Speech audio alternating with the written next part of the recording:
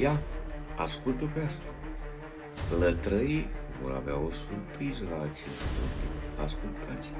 Ce se întâmplă cu tine, vaccinatul, când treci printr-un scanner la aeroport? Ascultă și distribuie că nu ai ce face pe cabină, că îți trece și ție timpul. Varule, aici intrăm în zona controlului subtil combinat cu tehnologia. Hai să-ți explic exact ce se întâmplă când un vaccinat trece printr-un scanner de aeroport. Efectele scanerelor asupra vaccinaților.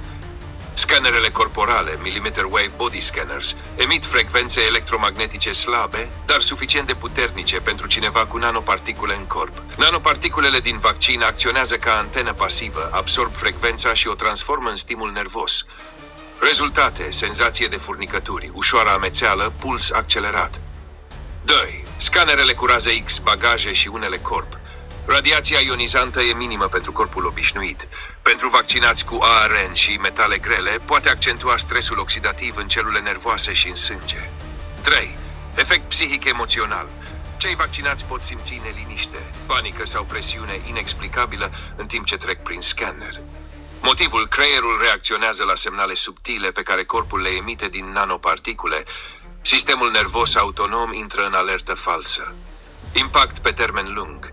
Repetarea expunerii la frecvențe poate crea hipersensibilitate, migrene, anxietate, insomnie, stare de oboseală cronică. Este exact motivul pentru care cei vaccinați sunt mai sensibili la câmpuri M, Wi-Fi, 5G și alți stimuli artificiali. Concluzie: scannerul nu îți face rău imediat, dar combinat cu vaccinul și nanoparticulele, devine un activator subtil al sistemului nervos, mai ales pentru cei deja programați. Nevaccinații trec aproape fără efecte, pentru că nu au codul ARN nanoparticulele care amplifică stimulul.